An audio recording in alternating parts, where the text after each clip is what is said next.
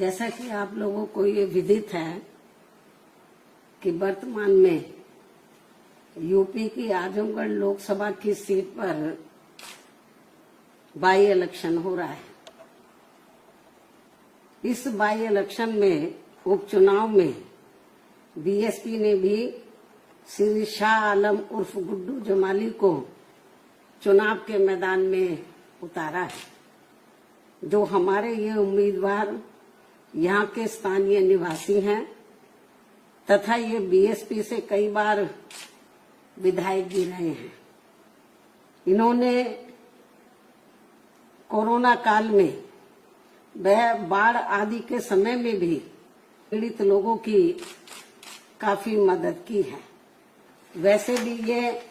अक्सर जरूरतमंद लोगों की वहाँ काफी मदद करते रहते हैं और मदद भी केवल इन्होंने यहाँ अकेले अपने खुद के समाज के लोगों की ही नहीं की है, बल्कि दलगत राजनीति से ऊपर उठकर वह मानवता एवं इंसानियत के नाते यहाँ सभी वर्गों व धर्मों के मानने वाले लोगों की अपने सामर्थ्य के हिसाब से हर स्तर पर पूरी मदद की है। जबकि दूसरी पार्टियों के उम्मीदवार ऐसे समय में हमें कहीं भी यहाँ नजर नहीं आते हैं। इसके साथ ही बीएसपी का अकेला एक ऐसा हमारा ये उम्मीदवार है जो अधिकांश आपके बीच में ही रहता है, यानी कि आजमगढ़ जनता के बीच में ही रहता है और ना ही व्यक्तित्व भी बहुत अच्छा है और ना ही किसी के लिए दूसरी पार्टियों की तरह ना ही किसी के लिए अभद्र भाषा का भी इस्तेमाल करता है। ऐसे व्यक्तित्व को हमने यहाँ की आम जनता की चाहत व उनके हितों को भी ध्यान में रखकर अपना प्रत्याशी बनाया है। वैसे यूपी विधानसभा आम चुनाव के बाद ये पहला मौका है जब बीएसपी यहाँ ये उपचुनाव लड़ रही है।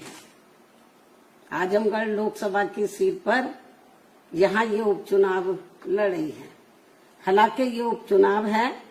किंतु लोगों के लिए यह इस मायने में खास व अति महत्वपूर्ण है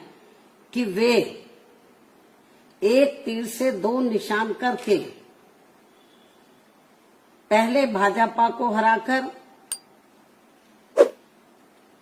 उनकी अग्निपथ आदि जैसी जन विरोधी नीतियों व बुलडोजर आदि वाली अहंकारी कार्यशैली का सबक सिखा सकते हैं। मैं इस बात को फिर रिपीट करती हूँ, हालांकि ये उपचुनाव है, किंतु लोगों के लिए यह इस मायने में खास व महत्वपूर्ण है कि वह एक तीर से दो शिकार करके पहले भाजपा को हराकर उसकी अग्निपथ आदि जैसी जन विरोधी नीतियों व बुलडोजर वाली अहंकारी कार्यशैली का सबक सिखा सकते हैं और साथ ही सपा को भी बीजेपी से उसकी अंदरूनी मिली भगत आदि की भी सजा दे सकते हैं, जिससे ये पुनः स्थापित हो जाएगा कि खासकर यूपी में भाजपा को चुनाव में पराजित करने के लिए सपा नहीं बल्कि बीएसपी ही सर्वाधिक शक्तिशाली माध्यम है। हालांकि ये भी जग जाहिर है कि भाजपा व सपा एक ही थैली के चट्टे बट्टे हैं तथा ये दोनों हमेशा एक दूसरे के पूरक ही रहे हैं। साथ ही इन दोनों पार्टियों की नीति व कार्यशैली एक दूसरे को अंदर राजनीतिक तौर पर मदद व मजबूत बनाने की ही रही है, जिसके एक नहीं बल्कि अनेकों उदाहरण लोगों के सामने मौजूद हैं, जिसका खामियाजा औरों से कहीं अधिक यहाँ अकलियतों व समाज के अन्य उपेक्षित वर्गों के लोगों को ही उठाना पड़ता है। इतना ही नहीं बल्कि पिछले विधानसभा चुनाव में भी इन दोनों पार्टियों के भारी षड्यंत्र एवं आपसी मिली भगत के तहत ही, यानी कि इससे पहले जो असेंबली का चुनाव हुआ, ये बाई इलेक्शन से पहले, तो इन दोनों पार्टियों के भारी षड्यंत्र एवं आपसी मिली भगत के तहत ही बीएसपी को बीजेपी की बी टीम बताने व चुनाव को घोर हिंदू मुस्लिम सांप्रदायिक रंग देने का ही नतीजा था कि बीजेपी यहां दोबारा से सत्ता में वापस आ गई। इतना ही नहीं,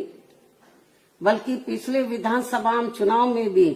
इन दोनों पार्टियों के भारी षड्यंत्र एवं आपसी मिली भगत के तहत ही बीएसपी को बीजेपी की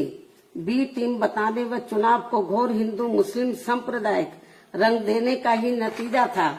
कि बीजेपी यहां दोबारा से सत्ता में वापस आ गई और अब लोग अपने आप को यहां काफी ठगा हुआ सा महसूस करने लगे हैं। वास्तव में वैसी गलती खासकर विशेष एक समुदाय के लोगों को अब यहाँ आगे नहीं दोहरानी चाहिए। खासकर आजमगढ़ के लोकसभा उपचुनाव में तो ये गलती बिल्कुल भी नहीं करनी चाहिए। इसके साथ ही ये भी बहुत उम्मीद है कि इस चुनाव के परिणाम बीएसपी के पक्ष में आने की संभावना की वजह से भाजपा सरकार की जन विरोधी नीतियों व कार्यशैली आदि पर काफी हद तक अंकुश भी लग सके, जिसका फिर लाभ सब समाज के लोगों को जरूर मिलेगा। इसलिए अब आजमगढ़ के सभी वर्गों व धर्मों के लोगों से मेरी पुरजोर यही अपील है कि वे यहां से बीएसपी के उम्मीदवार को जिताकर प्रदेश व देश को जनहित व देश हित का बड़ा संदेश जरूर दें। इस उम्मीद के साथ ही अब मैं अपनी बात यही समाप्त करती हूँ। धन्यवाद।